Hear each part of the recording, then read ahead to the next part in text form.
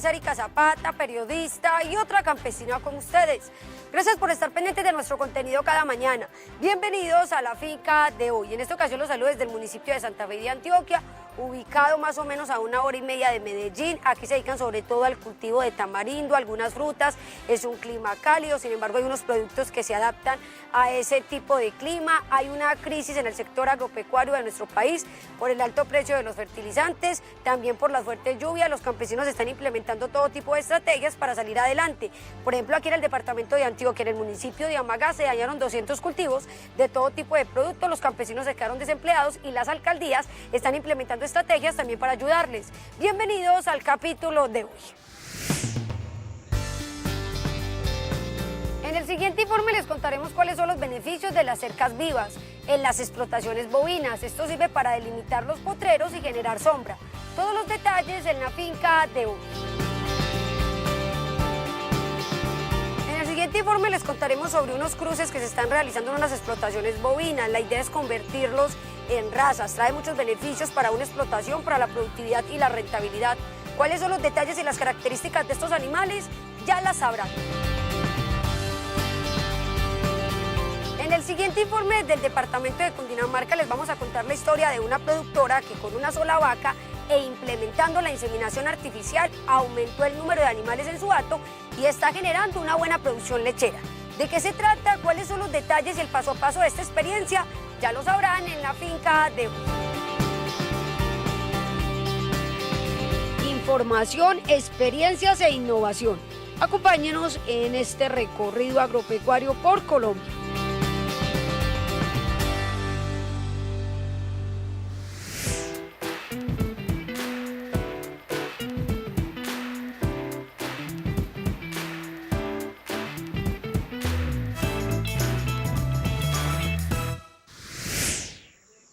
En Pereira Risaralda llegamos a la hacienda Caucayá, una ganadería que vio como una opción rentable la implementación de cercas vivas para brindar sombrío y alimento a sus bovinos y a su vez producir beneficios en el suelo como fijar carbono y ciclar nutrientes. Nuestra entrevistada de hoy recomienda plantar durante época seca y tener en cuenta las características del predio. Yo como asistente técnico, ¿qué le voy a recomendar?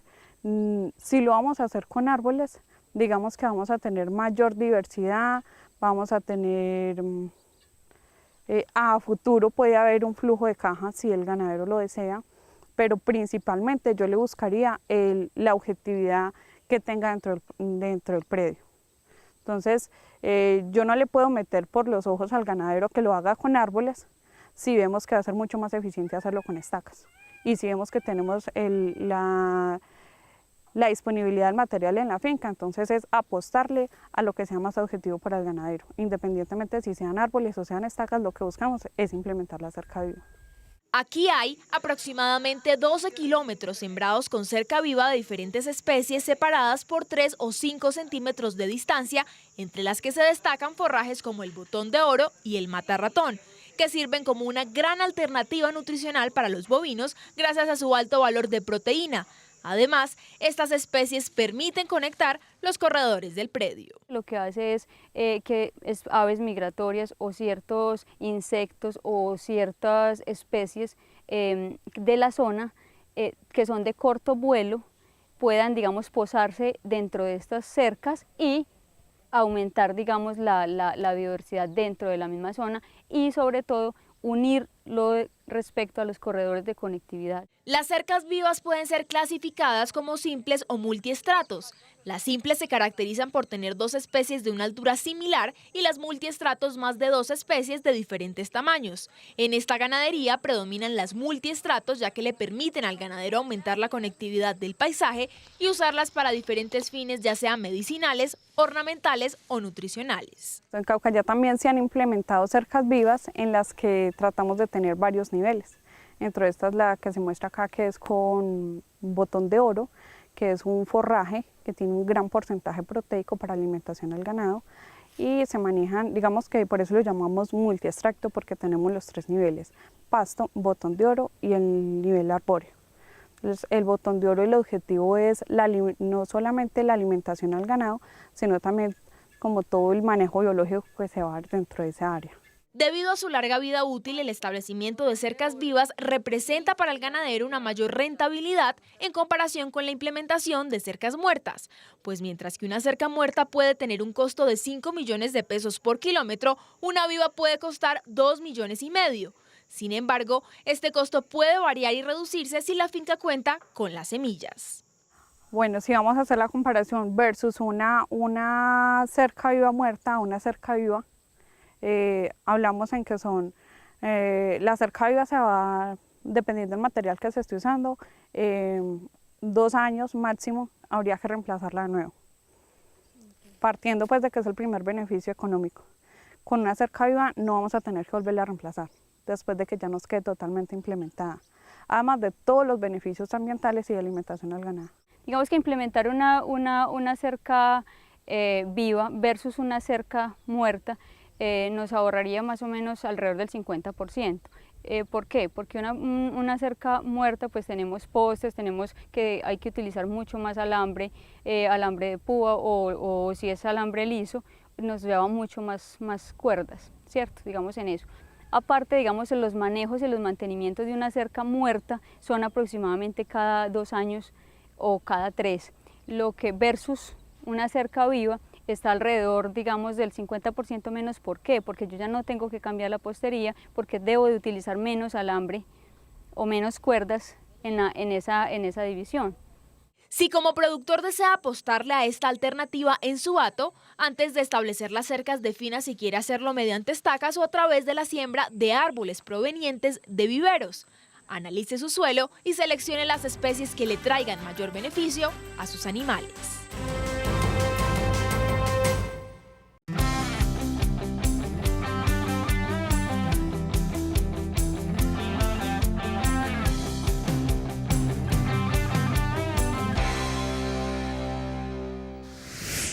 Desde Saldaña, municipio del departamento del Tolima, el cual produce 25.000 hectáreas anuales de arroz, los agricultores del cereal hacen un llamado para que se les tenga en cuenta como uno de los renglones más importantes de la economía colombiana.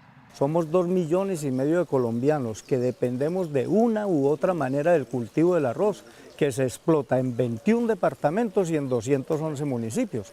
El año pasado, alrededor de 3.3 billones de pesos costó la producción nacional. La inconformidad nace porque, según el gremio, cada productor está perdiendo hasta 500.000 pesos por hectárea de arroz sembrada.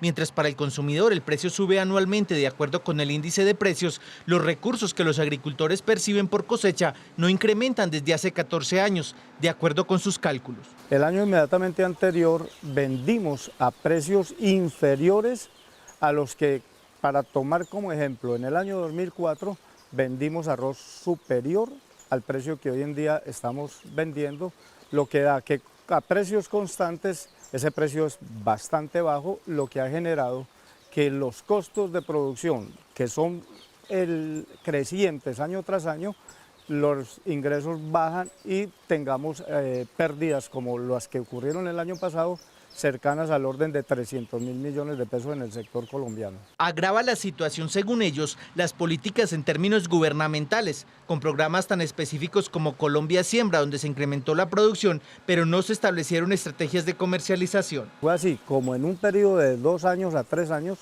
crecimos 214.000 hectáreas, a tal punto que el año pasado sembramos alrededor de 595.000 hectáreas comparados con 376.000 que se han sembrado en el año 2015.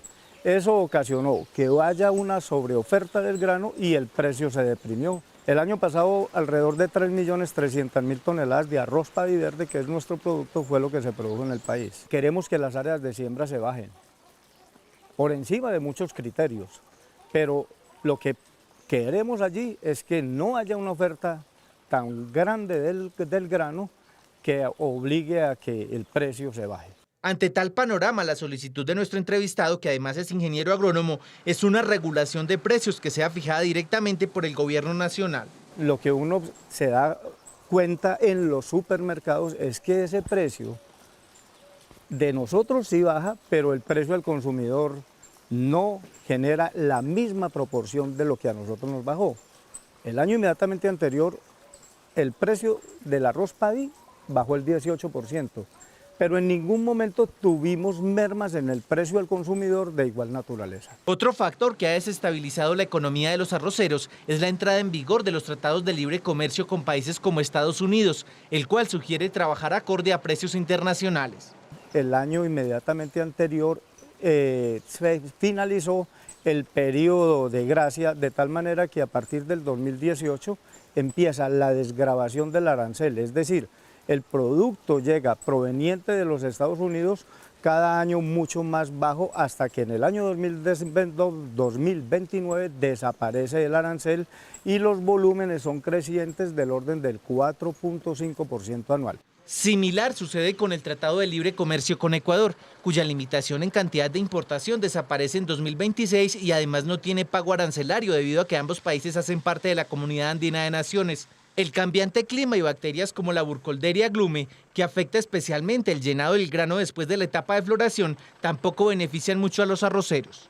Estamos pidiendo que la genética del cultivo del arroz, el fitomejoramiento, produzca unas variedades de alto potencial de rendimiento, que se adapten muy bien a las condiciones de cambio climático. En el año 2007 en la región Caribe y en el año 2009 en la región Centro, que se extendió hasta el 2011 a los llanos orientales, tuvimos un problema de reducción en los rendimientos muy fuerte por fenómenos climáticos, atribuidos también a un problema de enfermedades, que fue la bacteria. El precio de los insumos es otro factor que, según nuestro entrevistado, disminuye la rentabilidad, puesto que representa un 50% del total de la inversión en el cultivo.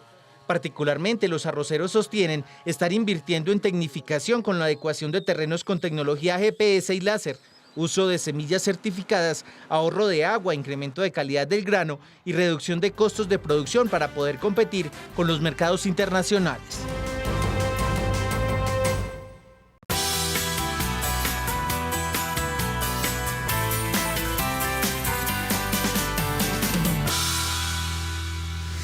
A solo 10 minutos del casco urbano de Fonseca, municipio del departamento de La Guajira, está la finca La Esperanza, propiedad de José Marulanda, este médico ortopedista que se ha dedicado a la ganadería desde que era un niño.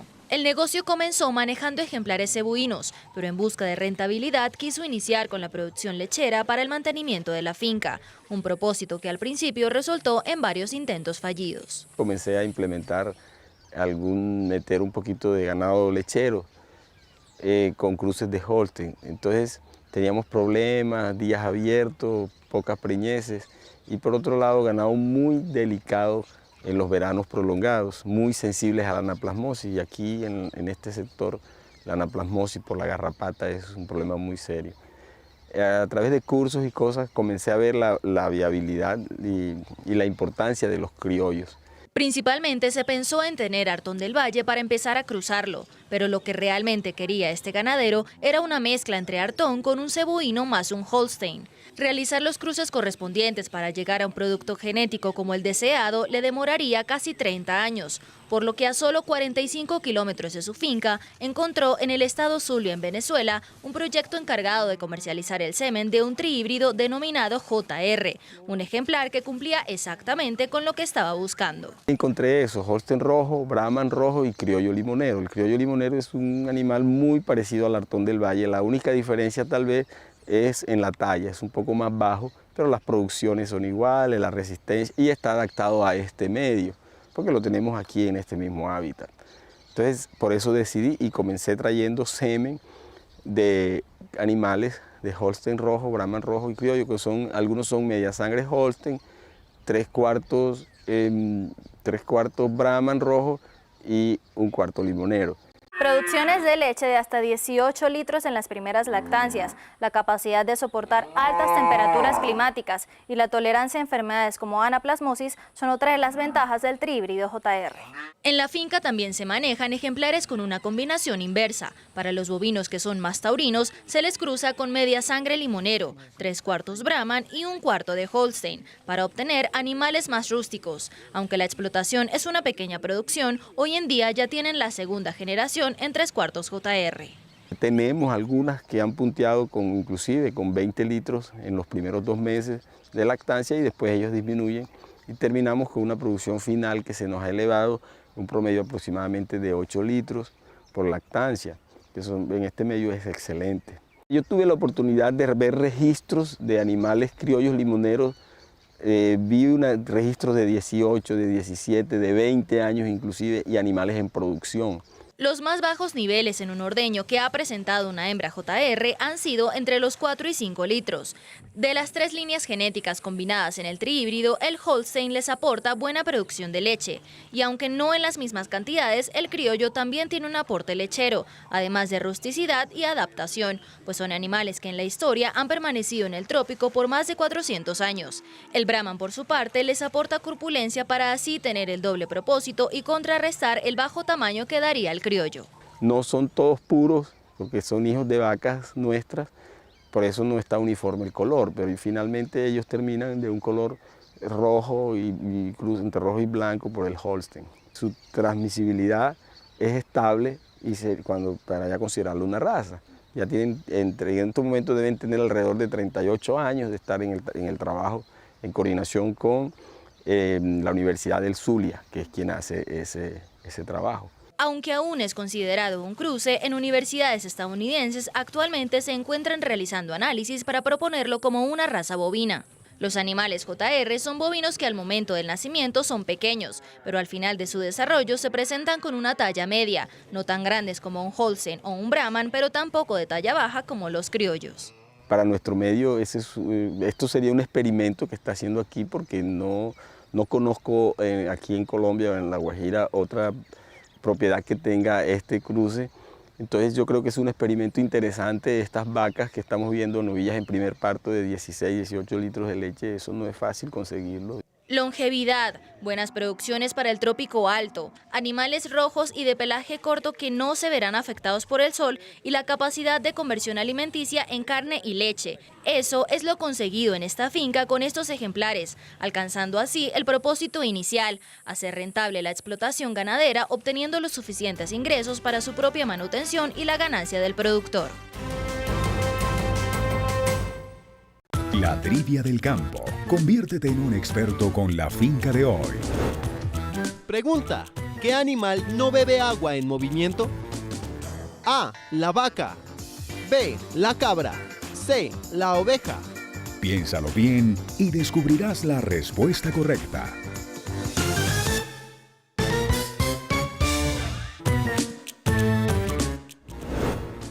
Pregunta: ¿qué animal no bebe agua en movimiento? A. La vaca. B. La cabra. C. La oveja. La respuesta correcta es la C. Por instinto beben en lagos o lugares donde el agua esté estancada, ya que le tienen miedo. Además, porque la lana la absorbe rápidamente, generando mayor peso en ellas.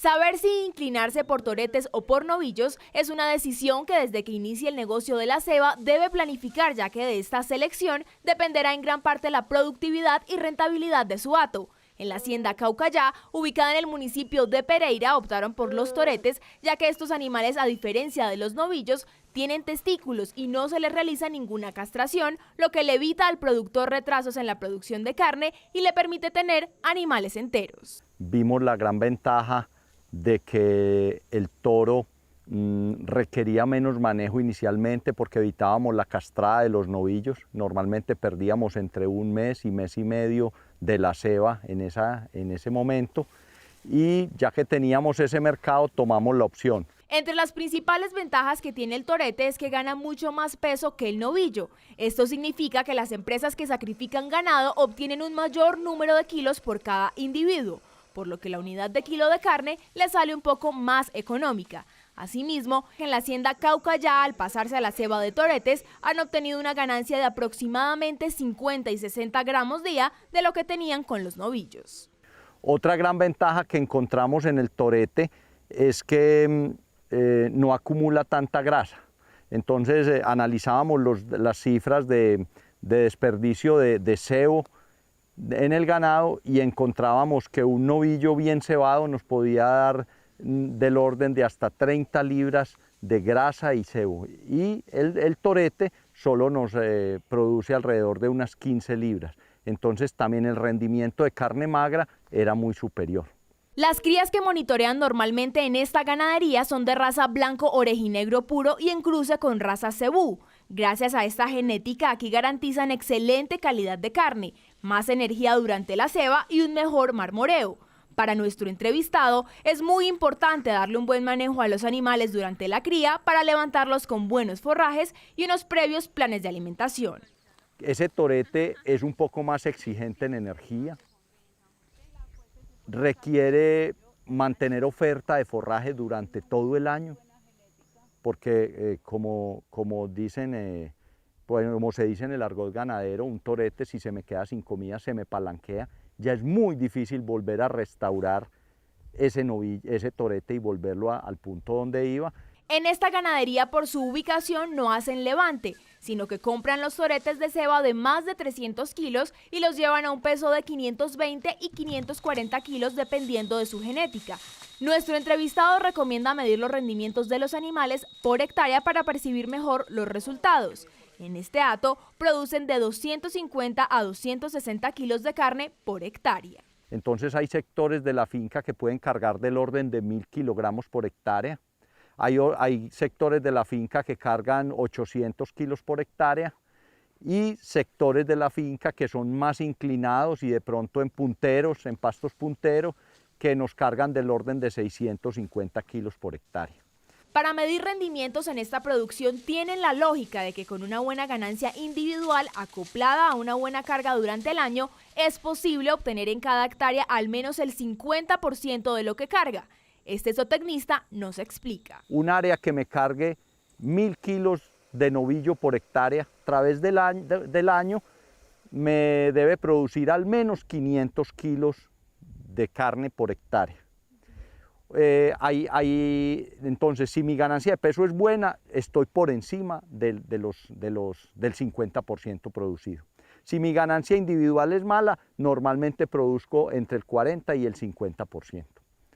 Estas son zonas que producen alrededor, en buenas condiciones, de 400 kilos de carne por hectárea y por año, teniendo un promedio en la nación de áreas que producen 60, 70 kilos.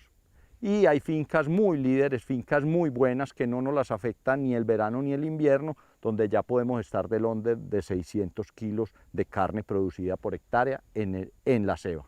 Obtener resultados es posible siempre y cuando el ganadero tenga sus propios protocolos para ir midiendo mes a mes su productividad de carne por hectárea y saber si va de acuerdo con sus planes. Para garantizar rentabilidad, tenga en cuenta el peso del animal, su consumo, su ganancia diaria de peso, su valor y su precio.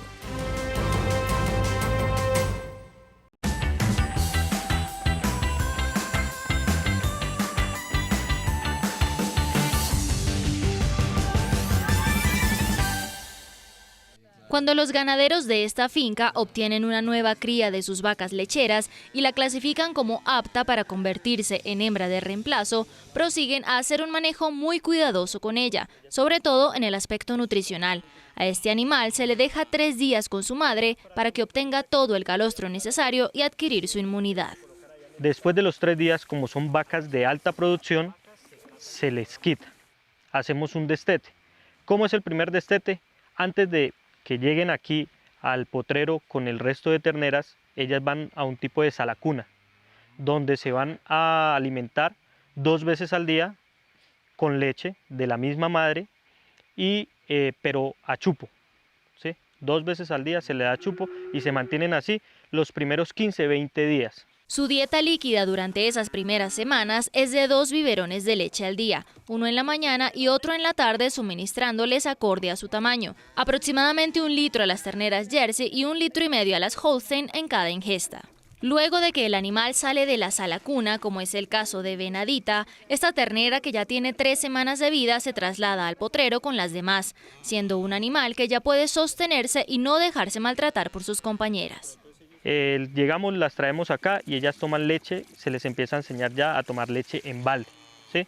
Hacemos la misma actividad que estábamos haciendo con las terneras anteriormente, se amarran las terneras y se le da su leche. Dependiendo el tiempo de vida que tenga el animal, toman desde un litro hasta los 6-7 litros día. Todas las terneras son amarradas en el sitio donde es ubicado su respectivo balde, para evitar que las más grandes, una vez terminado su alimento, se desplacen a los de las más pequeñas a seguir comiendo. Con esto garantizan que todas consuman las cantidades dispuestas y establecidas para cada una de ellas según su etapa de desarrollo. Un dato importante es que a los terneros se les suministre diariamente la leche recién salida del ordeño y que provenga de las vacas que estén recién paridas. Apenas se les da su leche, se les empieza a dar concentrado. Entonces ya por el sabor que queda, por la cantidad que queda de leche en el balde, ellas empiezan a consumir el concentrado, ¿sí? ¿Por qué? Porque el concentrado se alcanza como a mojar con la leche. Entonces ella empieza a tener gusto por el concentrado y así se va aumentando hasta que terminan comiendo la cantidad de concentrado que necesitamos. Empezamos de una vez a producir, a darles pasto y a darles concentrado, que sean vacas que ese rumen crezca mucho más, que puedan almacenar más comida y que puedan metabolizarla mucho mejor. Este procedimiento de alimentarlos con leche en balde se hace 2 veces al día, en la mañana y en la tarde. El suministro de pasto fresco picado se hace 3 veces, en la mañana, a mediodía y en la tarde. Absolutamente en todas las ingestas, tanto de líquido como de materia seca, se les agrega algo de concentrado para irlos acostumbrando al alimento peletizado. La cantidad de líquido suministrada en la dieta de pasto, leche y concentrado va en aumento desde que las terneras entran a este potrero hasta sus 4 meses y medio de vida. En los 15 días que siguen luego de ese tiempo, se les empieza a disminuir la leche a solo una ingesta diaria hasta que ya son sacadas a potrero cuando llegan al mes 5 de vida y se les quita la leche definitivamente. En la ración de pasto picado a suministrar, se recomienda combinar king grass, mar alfalfa e imperial para que resulte más palatable. Si no somos estrictos con su alimentación, empezamos a tener carencias, empezamos a tener deficiencias en los animales. Y esas deficiencias lo vamos a ver lo vamos a ver el día que vamos a ordeñar y la vaca no nos va a cumplir la meta en el ordeño y nos va a producir son gastos y no va a ser tan rentable, entonces estamos perdiendo dinero. Este veterinario asegura que anteriormente no eran tan rigurosos con la dieta del terneraje. Sin embargo, la experiencia los llevó a mejorar y desde que establecieron el régimen alimenticio que manejan ahora, han logrado tener vacas ganadoras de concursos que llegan a producir 40 litros de leche diarios.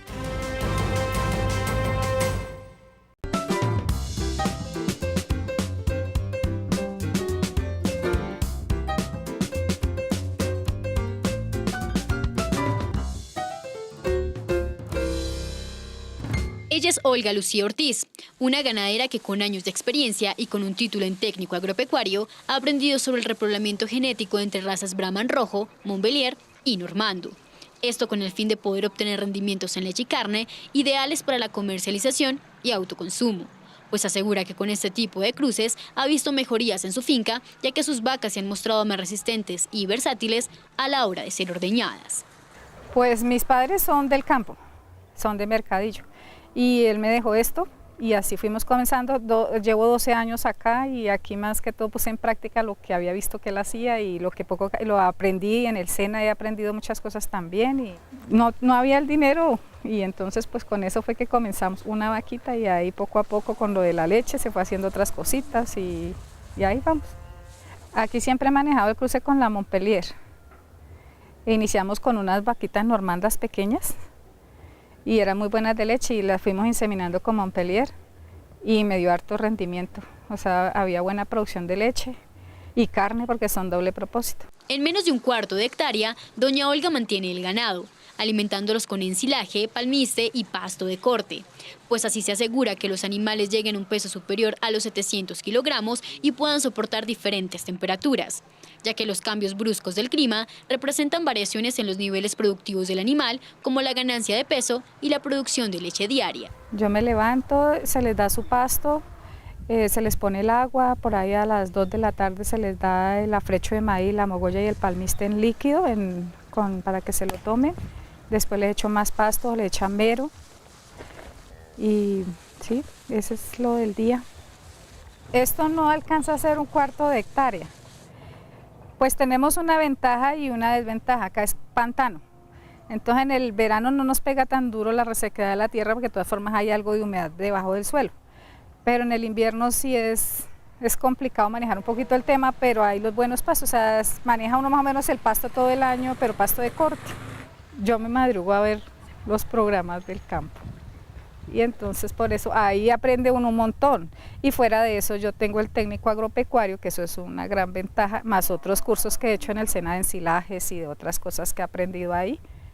Entonces eso hace que uno pues vaya experimentando, porque toda la vida es un experimento. La primera vaca que tuvo nuestra ganadera le costó cerca de 400.000 pesos. Por su peso y energía, este bovino solo llegaba a producir 3 botellas de leche, por lo que fue el pasto de corte el alimento principal que doña Olga le proporcionó a su vaca para que pudiera ser inseminada, pues la palatabilidad del alimento permite que el animal lo consuma a voluntad, generando una estabilidad corporal que repercute en la calidad de las producciones. Porque aquí el clima es prácticamente caliente, entonces el pasto es prácticamente pasto de corte porque es muy poquito el quicuy solo en invierno y este ganado es bueno para sostenerlo con pasto de corte y se maneja el abono orgánico, o sea el abono que sale de los galpones, el abono que sale de las porquerizas y el abono que sale del mismo establo, todo eso vuelve y se abona el pasto y o sea todo se maneja dentro autosostenible. Pues yo manejo lo de la leche. A veces la corto y mi consuegra me la compra, que ella hace pan de maíz y pan de sago y esta torta de cuajada. Entonces se puede vender para allá, la libra se vende a 3.500 pesos. O si no se vende la botella, 800 pesos. Y de ahí se maneja, pero entonces yo no les quito el becerro sino hasta finalizar su etapa para que el becerro también salga y es otra forma de adquirir otro ingreso. La sostenibilidad de esta granja semiurbana depende directamente del compromiso que tiene la productora, pues no necesita de un amplio hato para poder llegar a obtener ganancias rentables. Antes de los 20 meses de vida, las vacas ya se encuentran en un periodo de fertilidad, por lo que nuestra ganadera aprovecha para empezar el proceso de inseminación y poder tener cría antes de los 2 años de vida de la madre.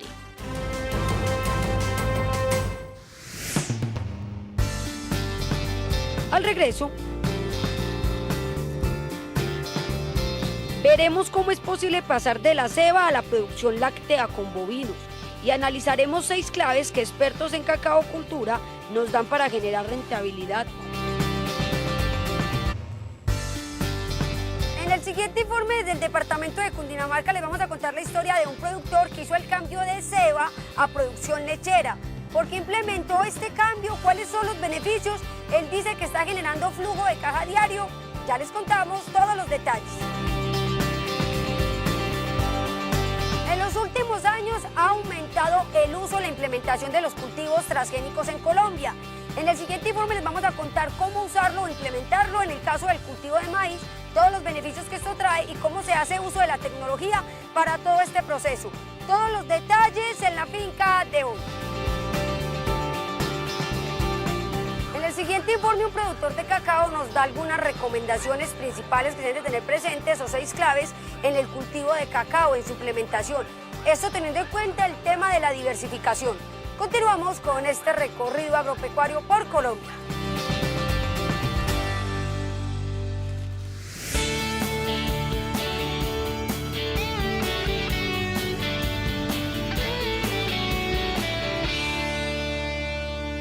Cansado de esperar mucho tiempo para que el dinero resultado de su trabajo llegara a sus manos, Luis Alberto Velázquez decidió dejar de lado desde 2018 la ceba bovina con el único objetivo de dedicarse a la producción de leche. Ya va a ser diario el trabajo y la plata ya se va a ver a diario. En estas tierras, por lo que hasta ahora pues están tecnificando también, entonces un ternero duraba mucho tiempo para salir ya a canal. Entonces por eso nosotros estamos incentivando la lechería a los vecinos y para de pronto formar una empresa ya grande, ¿sí? Para salir cebados estaban durando 3 años, entonces no sirve nada. Ahorita en las nuevas cebas del mundo no sirve todo ese tiempo de ceba, se pierde bastante plata, limpias, cercas, todo eso se va perdiendo. Sin embargo, esa transición de una ganadería a otra no ha sido sencilla. Su finca El Tablón, ubicada en la vereda del Potrero del municipio de La Palma, Cundinamarca, tiene una temperatura promedio de 23 grados centígrados con lluvias frecuentes, por lo que la humedad es también considerable, panorama que de entrada ya está condicionando la presencia de ganado lechero en ese clima húmedo templado. En la tierra de nosotros, acá en la región de Río Negro, pues hasta ahora estamos implementando mejorar la genética. Tener un buen toro, el toro que tenemos acá es un hijo de Sansao, que es uno de los mejores toros que hay a nivel mundial en leche. Holstein en clima cálido, vea esa vaca allá negrita, es una vaca Holstein, esta es otra vaca Holstein. Estamos trabajando con una raza Gir lechera en vacas Holstein y en vacas girolandas. Estamos haciendo los cruces F1 para mejorar la raza.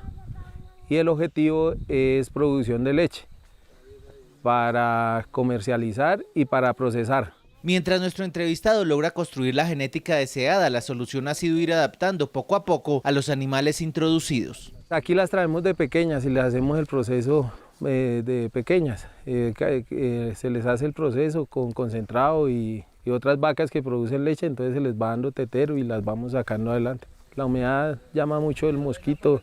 Y los animales, como vienen de tierra fría, entonces siempre les pega duro el tema de la picada del musgo. Les estripamos los nuches y vacunamos con ivermectina y multivitamínicos.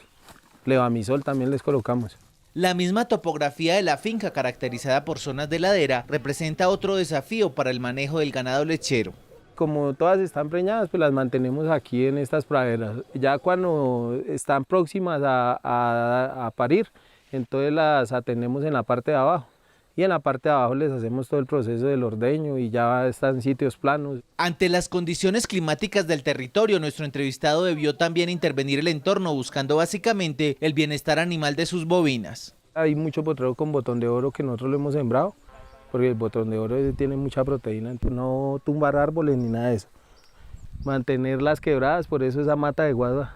Toda la finca tiene mucha guadua por el tema del agua.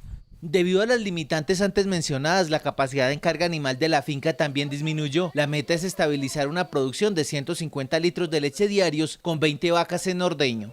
Se mantenían por ahí unos 60 animales diarios, sin faltarle el pasto. Son potreros más o menos de 1 hectárea, entonces se van progresivos, Más o menos están pasando cada 50, 55 días están pasando por los mismos potreros. Estos se suplementan también se les da concentradito, así se les trae concentrado, se les da pasto picado, melaza, sal. Todo el trabajo genético se realiza bajo monta natural. Los machos nacidos en el hato del Tablón son vendidos a otras explotaciones, ya sea para ser cebados o para que éstas inicien también procesos de mejoramiento y tecnificación.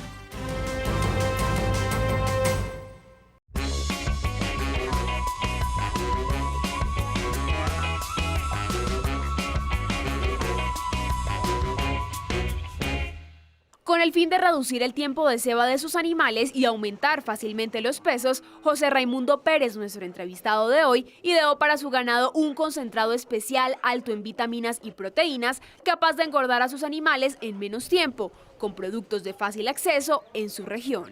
Y me di cuenta que era muy rentable para el ganado. Aumenta diario, cuando echa así el ganado de ceba, 1 kilo por día. Eso es, digamos, 100% efectivo, seguro. Y entonces yo me di cuenta de eso y investigué las vueltas y me conseguí la fórmula para poderlo hacer. Y lo estoy haciendo y lo encontré, ha sido muy rentable para el ganado de ceba y en general para todo el ganado. Primero que todo les muestro aquí, mire, este es el palmiste, este que vemos acá, que vemos que ese es un derivado de la palma, o sea, donde sacan el aceite, del cual consumimos, ¿no? Esto es el derivado, Esto lo traemos de Cumaral Meta. Igualmente le aplicamos la harina de arroz. Mira, aquí la vemos, aquí está, harina de arroz. Bueno.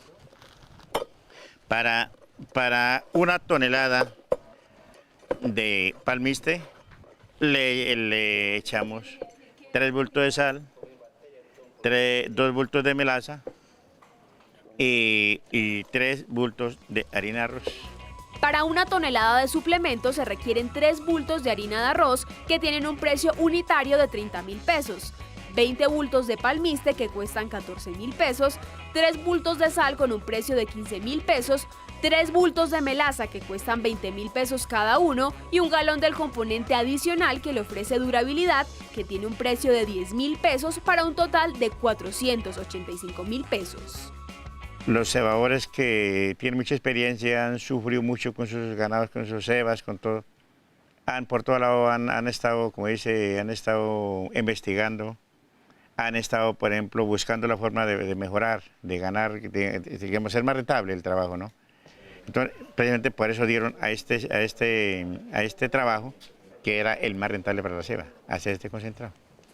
Porque si compramos, digamos, estos concentrados que los venden, pero entonces son más costosos y menos rentables para el ganado, porque menos le rinden sus ganados, tanto en el peso, en el desarrollo. Para el caso de este ganadero es más práctico preparar grandes cantidades del suplemento y por ello adiciona a la mezcla un ingrediente final que según él le da un toque especial, pues le garantiza durabilidad por 5 meses aproximadamente e impide que se dañe o vuelva tóxico para los animales. Sin embargo, él asegura que si el suministro es inmediato, no es indispensable este componente. La tierra se compra y se deja ahí en unas canecas que tengo ahí, que esas canecas son como de 300 litros de agua, compongo 2, que los dejo ahí disponibles. Se le echa a cada una bolsa de melaza. Según este productor, antes de implementar el suplemento gastaba entre 5 y 10 meses para cebar a sus animales, meses que le representaban pérdidas a nivel económico. Sin embargo, asegura que actualmente elaborándolo logra sacar toros gordos en 2 meses, pues los ingredientes de la mezcla conforman un conjunto de vitaminas importante. Para un viaje de toros que estamos cebando, aparte un viaje de toros, que son 14 toros, ellos se comen diario 100 kilos. Diario 100 kilos de concentrado. Nos está dando la rentabilidad y su engorde es más rápido. Digamos, nos del rinde, si lo tuviéramos 6 meses, le ganamos 4 meses de ceba. Esa es la ventaja de este concentrado. En el engorde y en el peso. En el peso, el peso uno, digamos, se defiende uno mucho, le da mucha ayuda a uno al ganadero. Una vez el suplemento esté seco y compacto, se empaca y suministra al ganado. Según este ganadero, de 1 tonelada se obtienen 60 bultos de suplemento de 40 kilos cada uno. En la hacienda El Salitre le suministran a 14 toros 2 bultos que alcanzan en promedio para 2 días.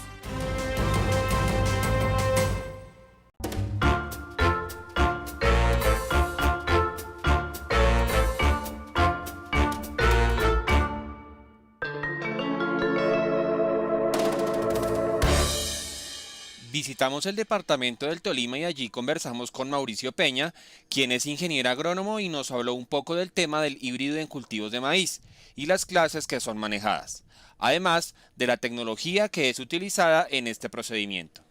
Nosotros participamos en el negocio de maíz transgénico y realmente estamos en las 2 categorías, en la categoría de blanco y en la categoría de amarillo.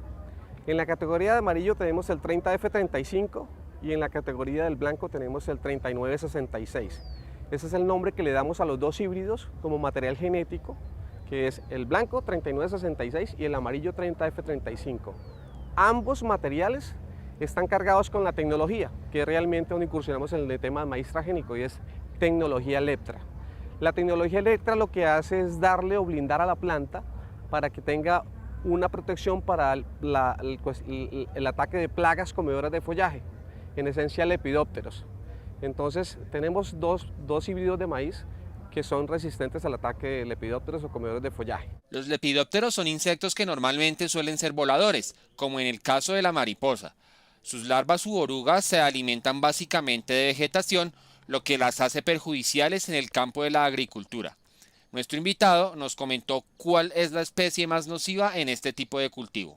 Básicamente aquí en el Tolima es Spodoptera frugiperda, que es supremamente agresiva.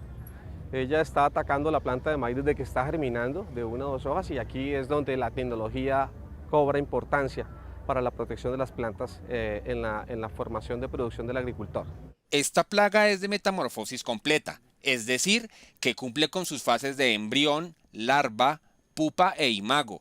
lo que significa que deposita sus huevos cerca del cultivo, desde donde empieza a trabajar causando efectos negativos en la planta. La mariposita va y pone los huevitos debajo de las hojas, cerca de la parte del tallo principal.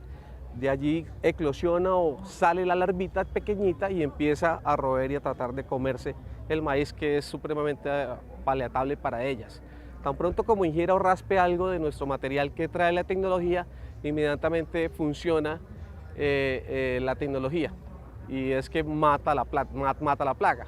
Ese realmente es el éxito de los materiales que traemos de Pioneer, ahora con Corteva, y es de que son materiales genéticamente con muy alto potencial de producción, y además le adicionamos la tecnología que es Leptra. Entonces es la fusión de dos componentes muy importantes: un material genéticamente muy productivo y una tecnología que le brinda alta protección a este material de maíz. El glifosato es un herbicida utilizado tanto en agricultura como en jardinería para la erradicación de hierbas y arbustos. Puede generar efectos secundarios y ser nocivo para cultivos y operarios. Con la implementación de la metodología que encontramos en esta explotación, los cultivos de maíz son más resistentes a dicho plaguicida y no mueren. Ahí hay dos eventos importantes. Uno, como le mencionaba, la protección para plagas, en este caso de comederos de follaje, lepidópteros. Y en otro orden de ideas, el control de malezas. Liberar las plantas de la competencia de las malezas hace que sea muy eficiente cuando tú tienes en la tecnología incorporada en esos maíces que sean resistentes al glifosato. Eso le permite aplicar de manera pareja o completa el lote para el control de malezas con glifosato. Se controla la maleza, pero a la planta de maíz no le pasa absolutamente nada. Ella sigue su desarrollo normal. El éxito de este tipo de tecnologías puede variar, pues el uso correcto que se le den a estas influirá en el desarrollo esperado del producto. Esas tecnologías tienen una vida útil y depende mucho de si es más larga o más corta, de cómo nos aseguremos nosotros como compañía de darle custodia para que el agricultor haga las buenas prácticas de manejo. Que nosotros recomendamos, aplique su refugio, 10%. Refugio es que en un lote de 20 hectáreas el 10%, siempre 10% por regulación del ICA, debe ir con un material del mismo nuestro, pero genética pura, sin tecnología. Eso permite que las plagas estén aquí comiendo y que se crucen, para nosotros controlarlas aquí y tengamos un F1 o una primera generación que sea susceptible al control y que no vaya a ser resistencia en la tecnología. Entonces eso hace que ese cruce permita siempre individuos que sean susceptibles a la tecnología. La categoría 30F35 referente al maíz blanco es estable genéticamente hablando y es constante en cuanto a su desarrollo productivo y en condiciones climáticas propicias. Mientras que la categoría 3966 del maíz blanco sobresale la calidad del grano, que lo hace favorable al momento de la trilla, además de su demanda en el mercado, pues es destinado para la fabricación de arepas y harina de maíz.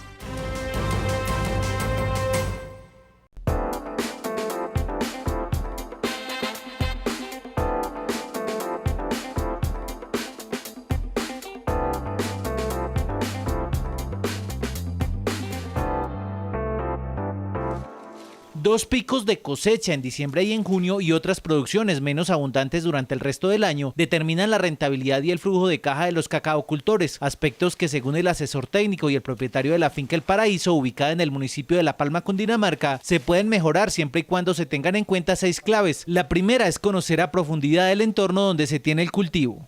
Nosotros estamos sembrando cacao en La Palma entre los 1000 metros hasta los 1400, 1500 metros sobre el nivel del mar. Una planta de cacao, para que se nos sea rentable, debe producir más o menos entre 40 y 50 mazorcas en el año. Y si nosotros miramos ahorita, hay árboles que tienen hasta 50, 70 mazorcas en este momento. Para lograr tal nivel de producción por cada árbol, acá aparece la segunda clave y es brindar la nutrición que requiere cada planta, en este caso puntual, nitrógeno, fósforo y potasio en sus dosis y frecuencias exactas, en lo posible mediante abonos orgánicos que por sus costos permiten el ahorro de dinero. Generalmente toca sacar un análisis de suelo. El análisis del suelo le arroja que tiene que aplicar esto y entonces de acuerdo a eso hay que fertilizar cada 2 meses. No hacemos la fertilización cada 6 meses como nos dicen algunos, sino hay que tener la planta todo el tiempo bien alimentada, porque cuando nosotros nos sirven un alimento no nos lo sirven para todo el día, sino 4 comidas que nos dan en el día. Entonces, asimismo, nosotros tenemos que regularle el alimento a la planta para que no sea productiva. Ya estamos implementando las BPA, ¿sí? Buenas prácticas agrícolas, con los productores para obtener un cacao fino de aroma y sabor y libre de químicos.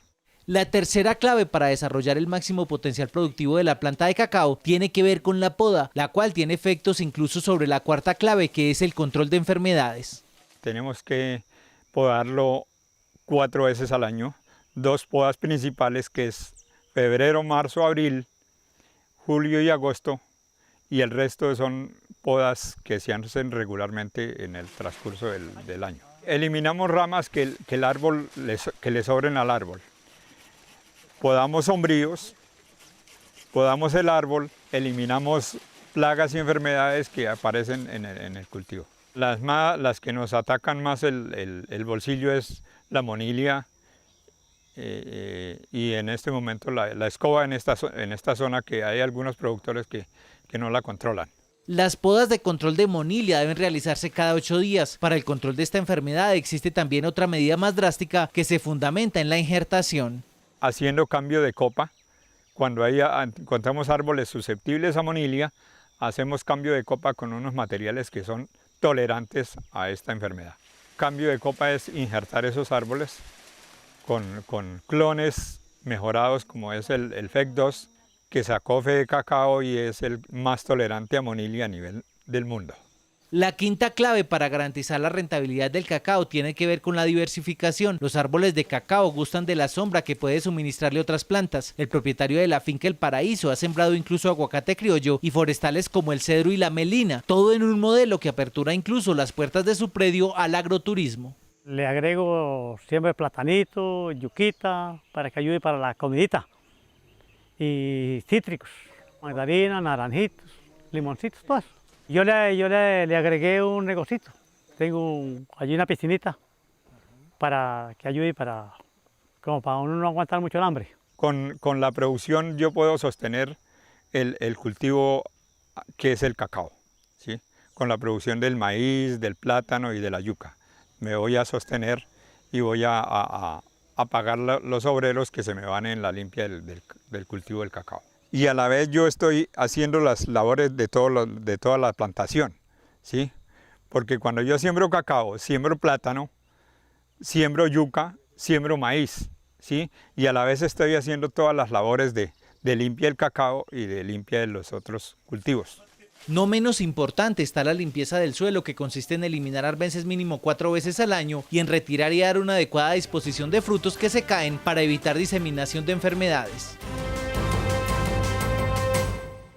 Mira, aquí en el Parque de Santa Fe de Antioquia estos campesinos están vendiendo mamoncillos. Esto sabe muy rico, es entretenido este producto, y también tienen diferentes presentaciones de este producto. ¿Cómo es que se llama este producto tan particular de este municipio? Tamarindo.